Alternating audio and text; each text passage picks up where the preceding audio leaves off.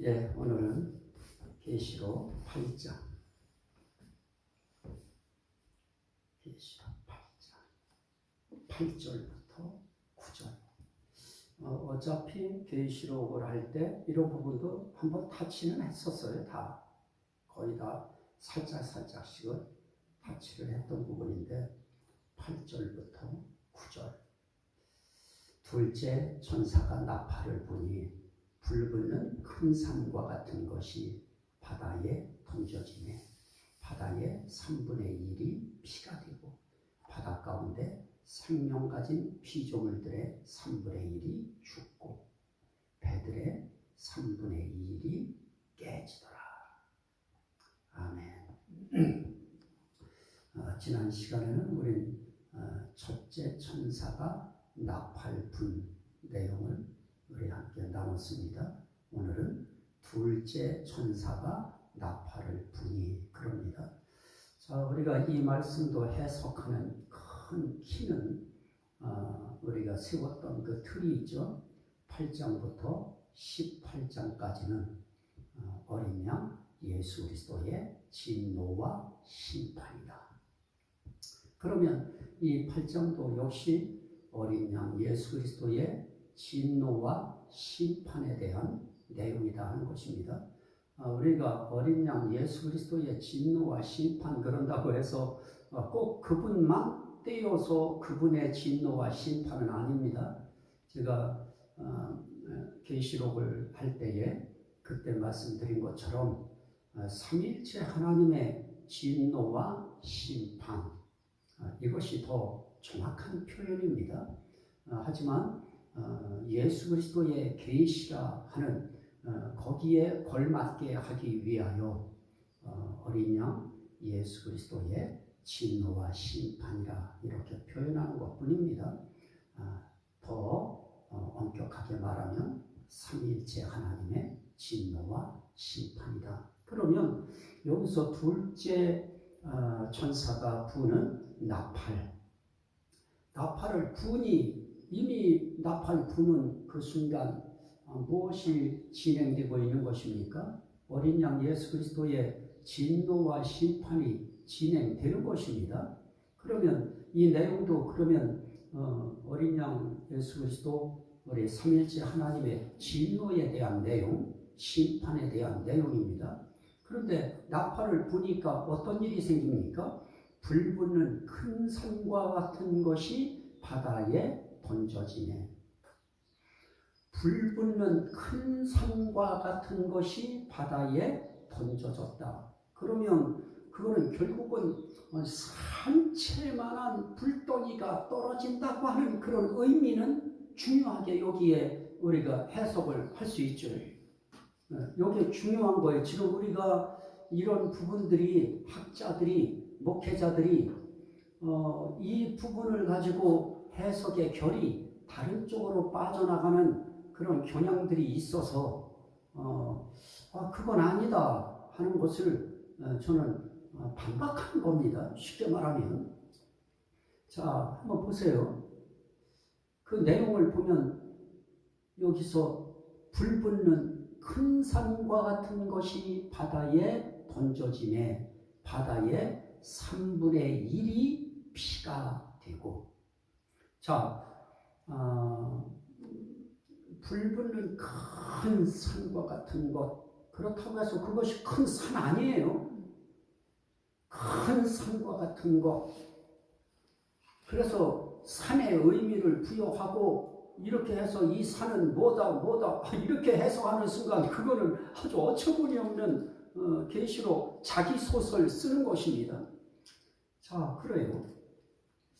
그것이 던져지니까 바다의 3분의 1이 피가 되고 또 바다 가운데 생명 가진 피조물들의 3분의 1이 죽고 배들의 3분의 1이 깨지더라.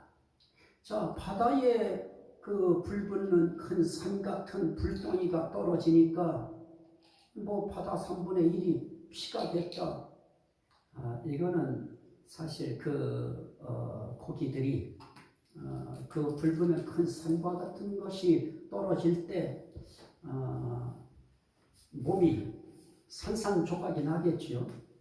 뭐 쉽게 고래 같은 것이라든지 큰 어족 같은 것들은 아마 그냥 파편에 그냥 부딪혀가지고 이게 아주 터져 나오니까 아마 피가 바다에 낭자할 것입니다. 그런 의미에서 여기에 피가 되니 바다의 3분의 1이 피가 되고, 이 말은 아주 의미가 아주 중요할 수 있죠. 그리고 바다 가운데 생명 가진 피조물들의 3분의 1이 죽고 배들의 3분의 1이 깨지더라. 자, 문제는 여기 불붙는 큰 산이 무엇인가, 이거에 대해서 한국 교계에 전국적으로 지부를 두고 있는 아주 유명한 그런 목회자분도 이걸 뭐라고 하느냐, 불붙는 큰 산과 같은 이 불덩이를 적그리스도의 세력이라, 적그리스도의 세력을 상징하는 것이다. 다른 사람들은 거기에 환호할지 몰라도 저는 문맥상 이 적그리스도의 세력을, 그러면 적그리스도의 세력이 바다에 던져졌다는 얘기예요. 적그리스도의 세력이 바다에 던져지니까 바다가 3분의 1이 피같이 됐다?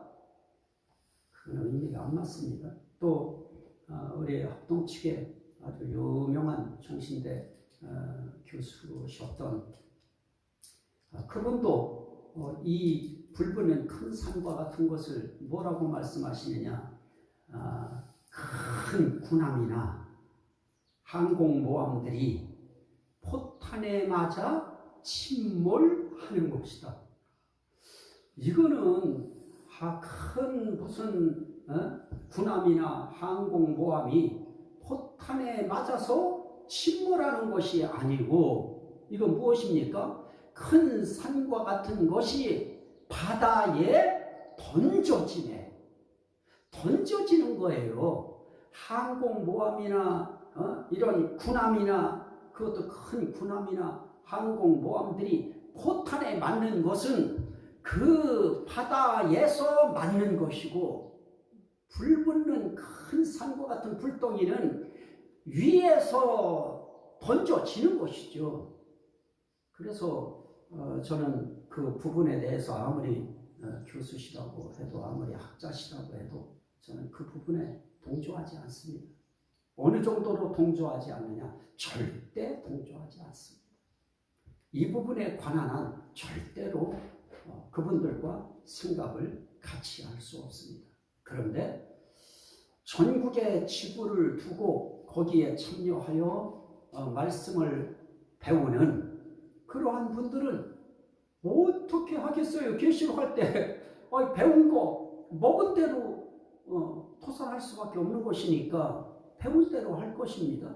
그러면 한국 전역에 이 부분에 대한 해석이 어떻게 흐르겠습니까? 그렇게 흘러가는 것입니다. 그래서 여기까지 지금 왔습니다. 그들이 생각할 때는 뭐 별로 의미도 안 들지 모르는 소리일지 몰라도 제 입장에서는 그건 아니다 하는 것이죠. 그리고 기성교회 목사님들, 그 이외의 기성교회 목사님들, 그 가운데는 아주 큰 교회 목사님도 포함되어 있습니다. 기성교회 거의 여기서 이야기하고 있는 그 부분은 기성교회 목회자라 하면 우리가 흔히 말하는 대교회라고 하는 목회자들이 뭐라고 하느냐, 이건 핵폭탄 때문에 생긴 불이다.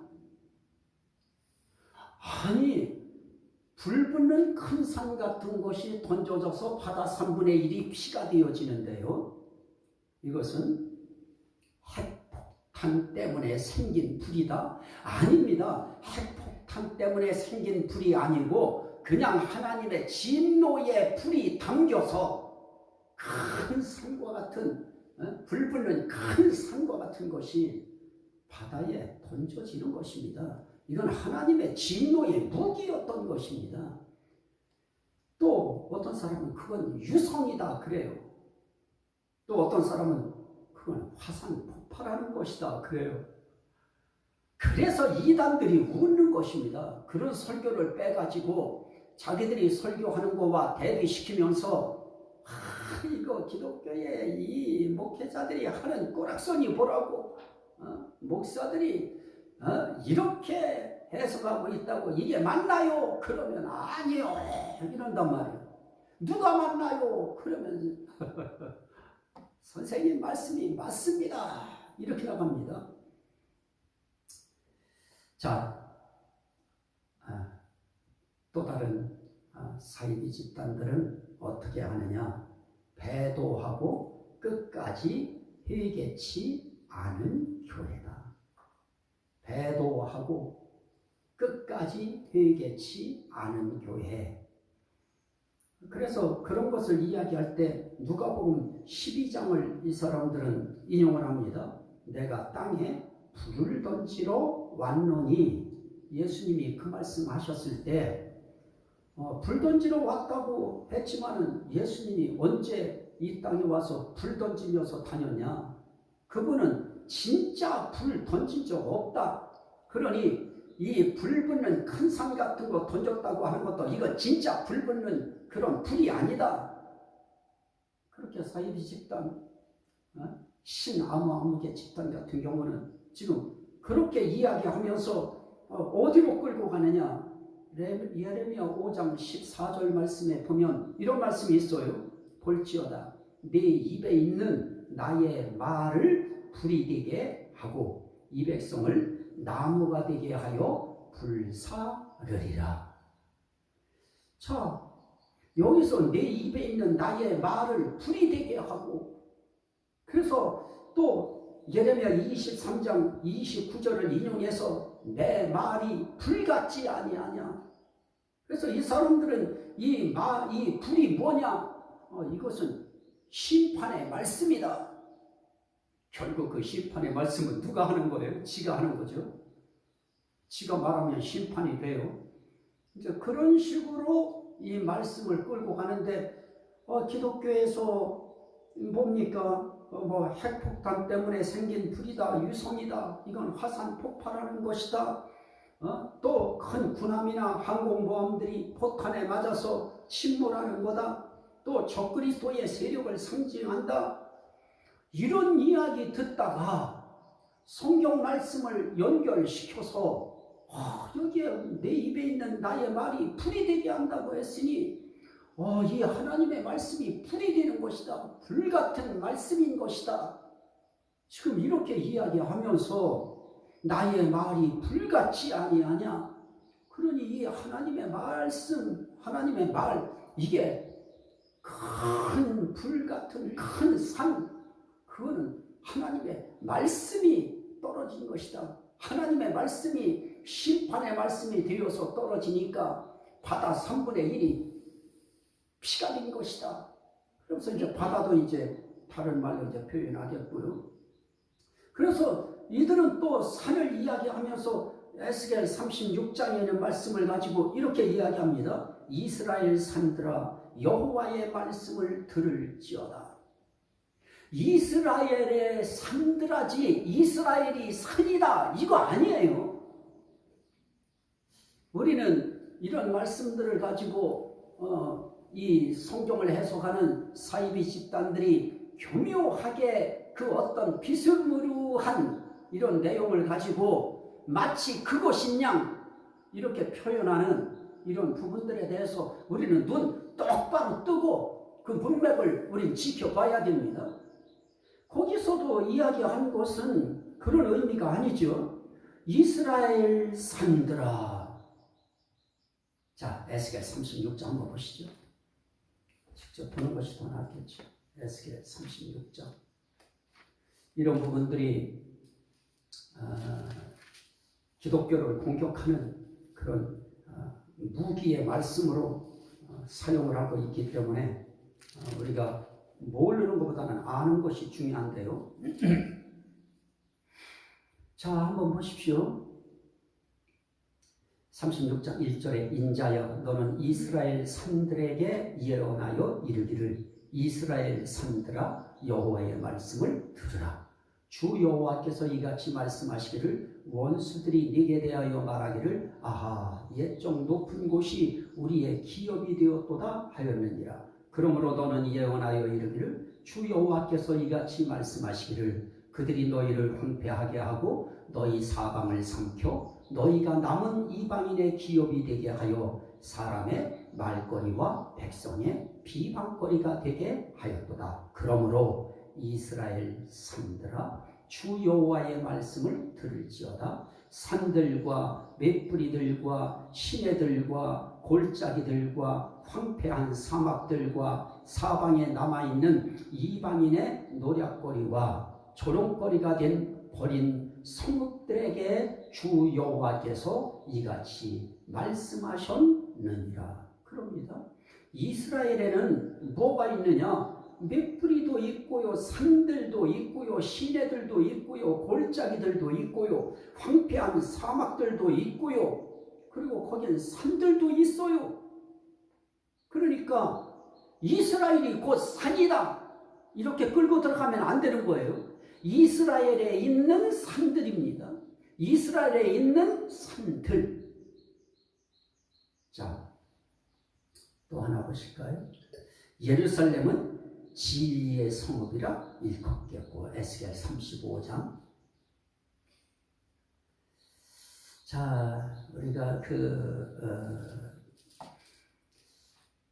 성읍에 대해서도 이야기할 때에 4절 말씀에도 35장 4절 말씀에도 보면 내가 네 성읍들을 무너뜨리며 네가 황폐하게 되리니 네가 나를 여호와인 줄 알리라 라고 하는데 이런 성읍들에 대한 하나님의 심판을 지금 예고하고 있는 것인데요.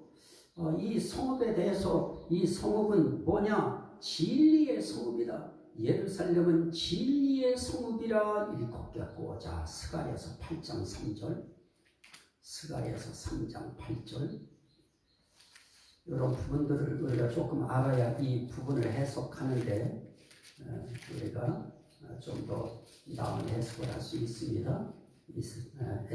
스가랴 8장 스가랴 8장 3절 여호와가 이같이 말하노라 내가 시온에 돌아와 예루살렘 가운데 거하리니 예루살렘은 진리의 성읍이라 일컫겠고 만군의 여호와의 산은 성산이라 일컫게 되리라. 그럽니다. 자, 여기에 진리의 성읍이라고 하는 이 성읍이 나와요. 그래서 여기에 보니까 뭐 이스라엘 진리의 성읍 이런 것들은 다 결국은 무엇이냐? 교회 또는 조직체를 말하는 것이다. 그렇기 때문에 이 조직체나 교회 그건 결국은 어떤 것을 이야기하는 것이냐? 우리 장막성전을 이야기하는 것이다. 해서 장막성전을 아주 모델로 본보기로 그런 본질로 삼고 있는 그런 집단들이 여기에서 불 붙는 큰 산 이렇게 할 때 그걸 결국은 조직체로 끌고 들어가요. 그래서 계시록이 이루어지는 때에 계시록 1장에 예수님의 7별이 사역하는 그런 교회를 말씀으로 심판한 것이다. 이건 전혀 문맥상 맞지도 않고요. 그런데 그들은 이 단어를 성경 귀절로 엮어서 결국은 7교회에 대한 심판을 이야기해요. 그러면서 은근히 이 기성교회들, 이 교회들 하나님의 자기들의 그 말씀을 따르지 않는 것들은 전부 다 배도한 교회 취급하는 거예요. 그런 조직체 취급하고요. 그래서 결국 그들이 무엇을 당하느냐? 그걸 말씀으로 심판한다고 하는 뜻이다. 그래서 끝까지 회개하지 아니한 교회, 배도한 교회, 그거 심판한다. 근데 그거는요, 그들에게는 비장의 비밀 해석이 있어요. 그건 자기들 사이에서의 알력 다툼, 그 싸움이 있었어요. 처음에 자기가 이것을 잡기 전에 그때에 싸웠던 그런 싸움, 그때 자기를 대적했던 자들, 그들이 결국 배도한 자들이에요. 그러한 교회들, 그러니까 결국은 지들끼리의 싸움, 지들끼리의 심판인데 이 말씀이 하나님의 말씀이 불이라고 했는데 결국은 자기 말이 불심판이 되는 겁니다. 이제 그쪽으로 이걸 끌고 가는데 거기까지는 사람들이 알지 못하고 있으니까 이런 부분을 슬그머니 이렇게 던져만 놔도, 툭툭 던져만 놔도 어느 것이 더 맞느냐 그러면 이쪽 말이 더 맞다 하고 이들을 환호하게 되어지는, 그래서 막 거기로 몰려가는 이런 현상이 생겨집니다. 하지만 불붙는 큰 산이라, 그래서 그걸 큰 산이라고 한 적 없어요. 불붙는 큰 산 같은 것이, 그 산 같은 것이, 산 같은 것이라고 해서 산은 아닙니다. 산은 아니로되 그와 비슷한 유형의 그 어떤 것을 표현할 때 산 같은 것, 이렇게 표현하는 것입니다. 또 지금 이 사건은 둘째 천사가 나팔부는 나팔 심판 얘기입니다. 그러니까 결국은 하나님의 진노의 심판 얘기, 어린 양 예수 그리스도의 진노의 심판 얘기입니다. 그렇다면 그 심판은 어디서 내리는 심판이냐? 하늘에서 내리는 심판입니다. 그리고 그 심판의 도구가 무엇이냐? 불붙는 큰 산과 같은 불덩이인 것입니다.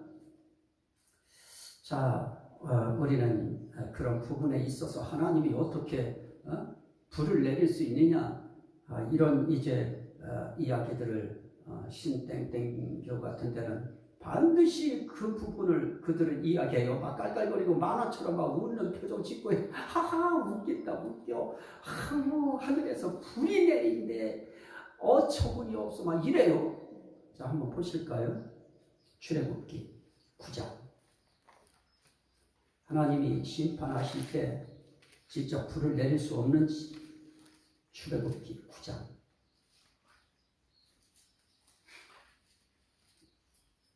자, 다른 것도 필요 없어요. 24절 말씀 우선 먼저 한번 보고요.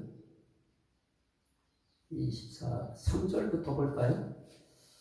9장 23절 출애굽기. 모세가 하늘을 향하여 지팡이를 들매 여호와께서 우레소리와 우박을 보내시고 불을 내려 땅에 달리게 하시니라.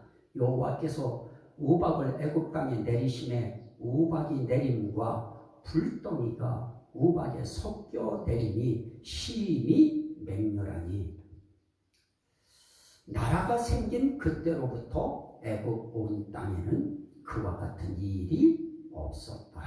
그런데 26절에 이스라엘 자손들이 있는 그곳 고센 땅에는 우박이 없었더라.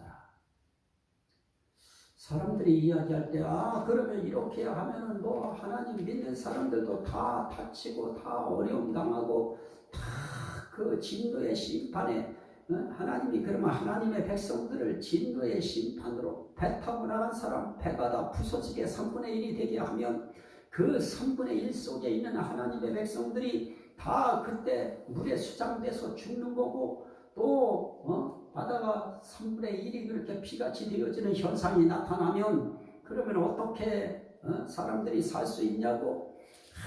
하나님이 그런 매정한 하나님이냐? 사랑 없는 하나님이냐? 그런 하나님이 어디 있냐? 하나님은 사랑의 하나님이라고 했는데 이렇게 이단들은 또 사이비들은 그런 방향으로 몰고 들어갑니다. 그런데 우리는 출애굽기에서 말씀 봤습니다. 분명히 우박을 내릴 때에도 우박에 불덩이를 섞여 내리게 할 수도 있고요, 불이 내리게 할 수도 있습니다. 그건 누구이기에 할 수 있는 일인가? 하나님이시기에 하실 수 있는 일인 것입니다. 그래서 우리가 하나님을 그렇게 영과 육으로 이분화시켜서 영의 세계의 하나님은 육적인 것을 도구로 그분은 만들어내지 못한다. 이렇게 하면 안 됩니다.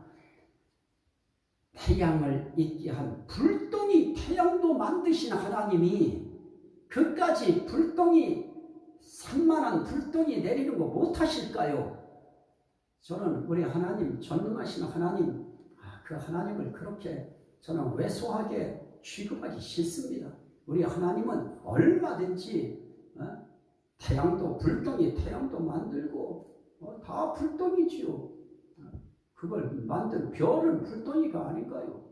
그거 만드신 하나님이 그까지 불덩이 하나 우박에 섞여서 못 내리게 하고 불덩이 같은 그 큰 산 같은 그 정도의 아주 큰 그런 불 같은 것이 떨어지게 못할까요? 설령 그게 불이 아니고 불 붙는 큰 산 같은 것, 거기서 아무리 다른 말로 표현하려고 해도 불 붙는 큰 산 같은 것이 떨어진 건 확실합니다. 그건 진노였습니다. 그건 심판이었습니다. 어마어마하게 큰 불덩어리 같은 것이 바다에 던져졌습니다. 이것은 적그리스도의 세력을 던진 거 아닙니다. 적그리스도의 세력을 왜 바다에 던집니까? 적그리스도의 세력을 바다에 던진다는 건 말도 안 되고요. 포탄에 맞아서 침몰하는 항공모함 같은 것이다. 그리고 또 핵폭탄에 의해서 생긴 불덩이다. 말도 안 되는 것입니다. 하나님은 핵폭탄 사용하시지 않았습니다. 하나님은 그냥 불덩이 같은 산을 내던지는 것입니다. 화산이 폭발하는 것도 아니고요. 유성이 떨어지는 것. 유성은 떨어지다가 이 땅에 떨어질 때요. 그 유성이 하나님이 떨어뜨리시면 그러면 그 유성도 물론 불덩이가 될 수 있겠지요. 그럴 것 같으면 하나님이 내가 유성을 보내리니 그랬지요. 그리고 하나님이 정말 그것을 핵폭탄이라고 할 것 같으면 우리 하나님의 언어 속에 인간이 지금 알고 있는 핵이라고 하는 단어가 하나님 속에 없습니까?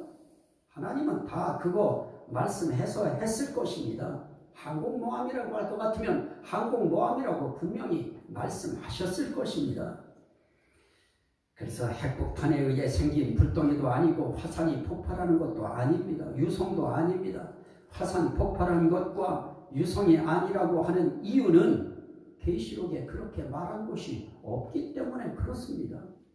그래서 우리는 이런 부분을 볼 때 자꾸만 어떤 영예 쪽으로, 영예도 말씀도 말씀 같지 아니한 그런 것을 인용해서 이게 영예다 그렇게 끌고 들어가면 그건 정말 자기 소설 쓰는 것입니다.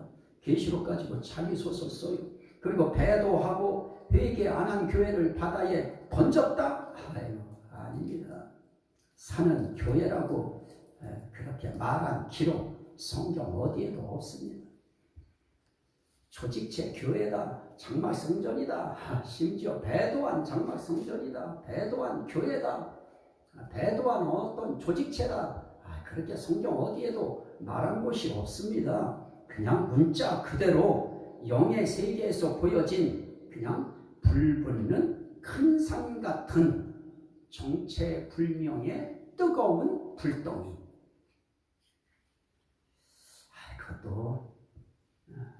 그것도 조금 소설일 수 있어요. 불붙는 큰 산 같은 것. 말 그대로요. 불붙는 큰 산 같은 그 물체. 그 이상의 다른 설명 없어요. 그 이상 다른 거 우리 하나님이 몰라서 그런 거 표현 못하게 했을까요? 다 아시는데도 그렇게 한 것뿐입니다. 자, 그런데 여기 산이 바다에 빠져서 3분의 1이 피가 된다. 그 의미가 뭔가? 다니엘 7장 3절을 한번 볼까요? 다니엘 7장 3절.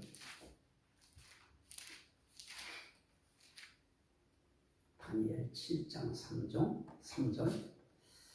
큰 짐승 넷이 바다에서 나왔는데 그 모양이 각각 다르더라. 큰 짐승이 바다에서 나왔는데, 그래서 이 바다는 세상이다, 막 이렇게 이제 이단들은 해석을 해요. 그래가지고 계시록 17장 15절에 보면 음녀가 앉아있는 물은 백성과 무리와 열국과 방언들이니라, 이렇게 말씀한 내용을 차라리 예를 들었다고 하면 오히려 그 말씀을 통해서 이건 세상이다 하는 것을 막 뜯어 맞춰서 표현할 수는 있어요. 그런데 다니엘 7장 3절을 가지고 이 물은 세상이다, 여기 어디 큰 짐승 넷이 바다에서 나왔다고 했지 어디 세상에서 나왔다고 언제 그렇게 했습니까? 어쨌든 바다 3분의 1이 여기에 피가 된다고 할 때에 이 바다 3분의 1이 피가 되는 것이 무엇이냐? 영적으로 보면 사단의 교리가 섞였다는 것이다. 이게 이제 이단들 같은 사람들이 하는 이야기예요. 사단의 교리가 섞였다. 거기에 그런 의미가 어디 있어요? 3분의 1이 피가 된다.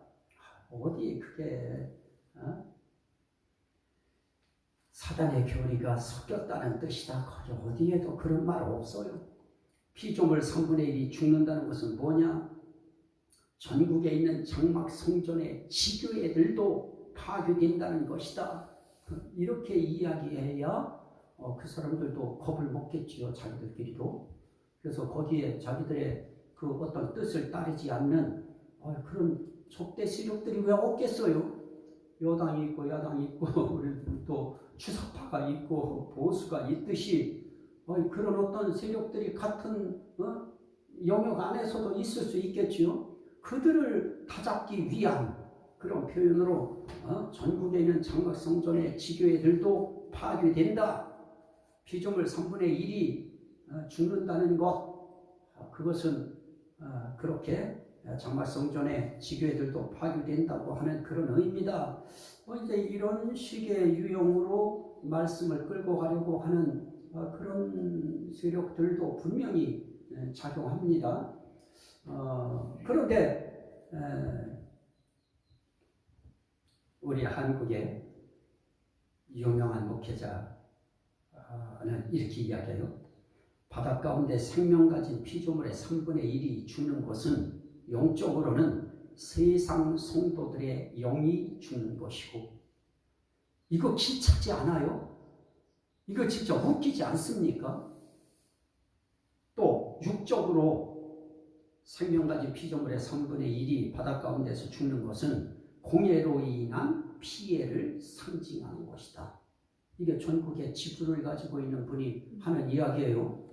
바다 가운데 생명 가진 피조물의 3분의 1이 죽는 것은 영적으로는 세상 성도들의 영이 죽는 것이다. 육적으로는 공해로 인한 피해를 상징하는 것이다. 그리고 배들의 3분의 1이 깨어지더라 하는 것은 교회들이 무너지는 것이다. 이야, 이거 소설 아닙니까? 이거 계시록 가지고 자기 소설 쓰는 거 아니에요? 아니, 그럴 바에는 요한계시록이 왜 필요해요? 아니, 자기 계시록 쓰지요, 그냥.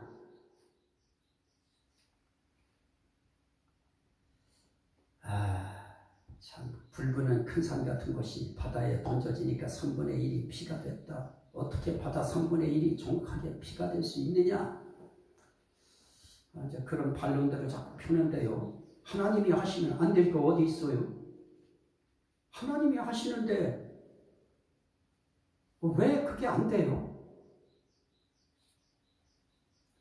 그리고 또 이렇게 되어지면 세계적인 식순환에 당면하는 심판이 되어지겠죠.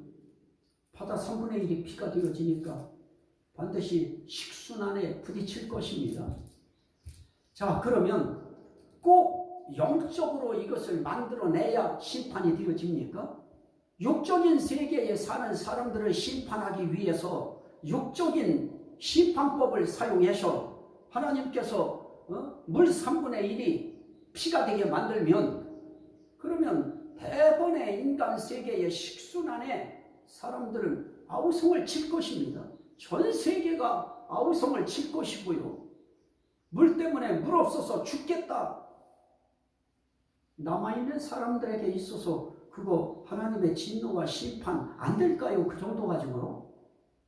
하나님이 지금 단계별로 진행시켜가는 하나님의 심판이기 때문에 육적으로 해석해도 분명히 심판으로서의 위력은, 하나님의 진노로서의 진노의 위력은, 또 그 무게감은 충분하게 사람들에게 전달될 수 있는 것입니다.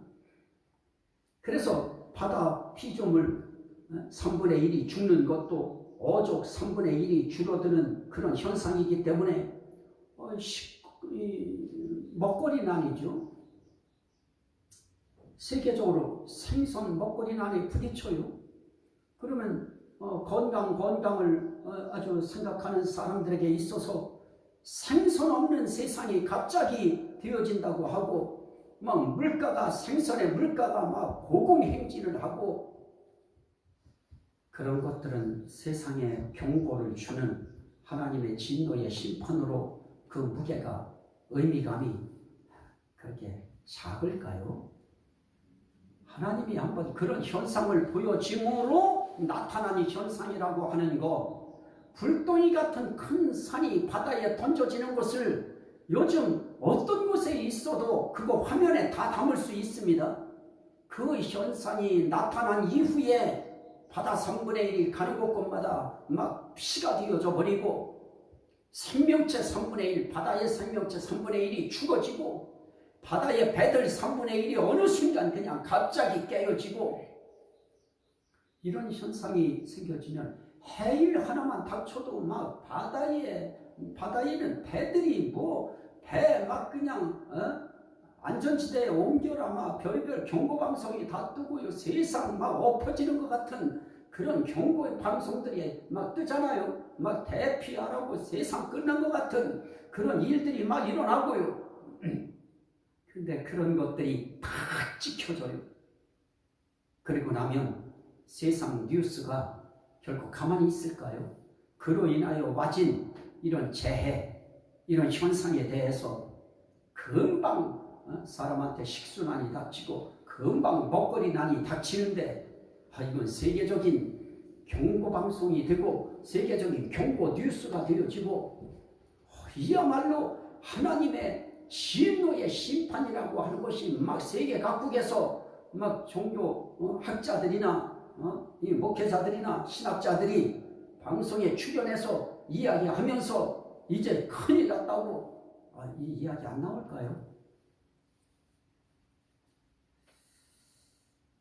이렇게 심판 진행 속에서도 회개의 기회가 주어지는 것은 아직까지도 3분의 2는 남아있는 것입니다. 자, 그 3분의 2라고 하는 것도 어떤 3분의 2입니까? 인심판을 통하여 남아진 것 가운데에 또 3분의 1이 둘째 나팔을 통해서 이제 진행되어지니, 그렇게 되어서 남은 자 가운데 3분의 2는 아직까지도 있다.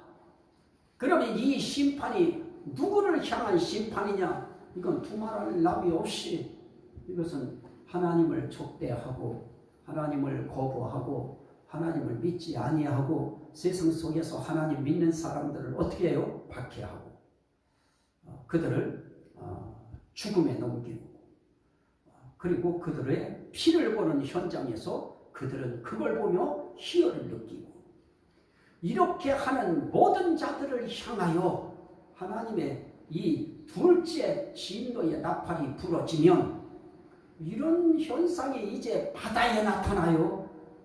그러면 하나님께서는 공중, 하늘, 또 바다, 그 다음에 육지, 이 세 군데 하나님께서 심판하는 거 아니겠습니까? 그거 심판함으로 하나님께서 나는 이렇게 살아서 너게 뜨고 내가 주목하고 있다. 너희들을 향한 내 진노의 심판은 지금 이렇게 진행되고 있다. 그들에게도 경고가 안 될까요?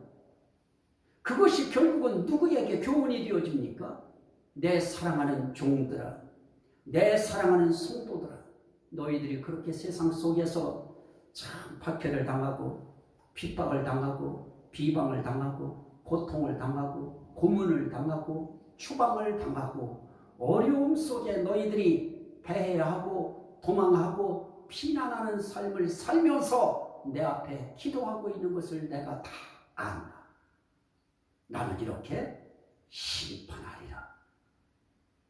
하나님이 고센 땅은 그렇게 우박과 불이 쏟아져도 안전하게 보호하셨듯이 또 6월절을 통해서 다 죽음의 심판, 장자의 죽음 심판을 내리실 때에도 하나님은 애국은 애국으로 묶어놓고 고센 땅에는 그런 일들이 일어나지 않도록 하나님이 하시는 것입니다. 하나님은 그런 분이신 것입니다. 그래서 하나님은 그들을 심판하는 것이다. 그리고 성도들은 하나님을 향하여 또 감사 기도를 드리면서 주어져 있는 삶 속에 믿음으로 주만 바라보는 역사가 나타날 것입니다. 이것이 오늘 큰 불붙는 큰 산과 같은 것과 그로 인하여 나타나지는 그런 현상들에 대한 우리가 계시록을 통해서 볼 수 있는 그런 부분입니다. 그러므로 여기에 큰 불붙는 큰 산과 같은 물체, 그건 말 그대로 불붙는 큰 산과 같은, 사람들의 표현으로 볼 때 불붙는 산 같은, 그것도 조그만 산이 아니고 큰 산 같은 물체가 하나님의 진노로 그게 던져졌어요. 바닷속에. 그게 다예요. 항모함이 격침되는 것도 아니고 유성이 떨어지는 것도 아니고 핵폭탄 때문에 생긴 불도 아니고 화살이 폭발하는 현상도 아니고 저 그리스도의 세력을 상징하는 것도 아닙니다. 단어 그대로입니다. 그래서 3분의 1, 3분의 1, 3분의 1에 대한 사건, 액면 그대로입니다. 바다의 3분의 1이 피가 된다고 하면 바다 3분의 1 피 되는 겁니다. 바다가 뭐다? 해석하지 마세요. 그냥 바다예요. 바다의 생명체가 뭐냐? 그것도 해석하지 마세요. 그냥 바다의 생명체들이에요. 그 바다 생명체들 죽으면 바다 생존 불가능한 거예요. 그러면 사람들에게 식순환과 먹거리 그게 그냥 바로 닥쳐와요. 그거는 심판이에요. 그건 하나님의 진노의 큰 표현입니다. 이게 우리가 볼 수 있는 계시록 8장 8절부터 9절에 난제라고 하는 그런 이름 유형의 그런 부분에 대한 저의 해석입니다. 여러분들의 다양한 해석이 있을 수 있습니다. 거기에 한 번 더 저의 이 해석을 여러분들이 함께 참고하신다고 하면 좀 더 계시록이 새롭게 보여지는 계기가 될 것입니다. 여기까지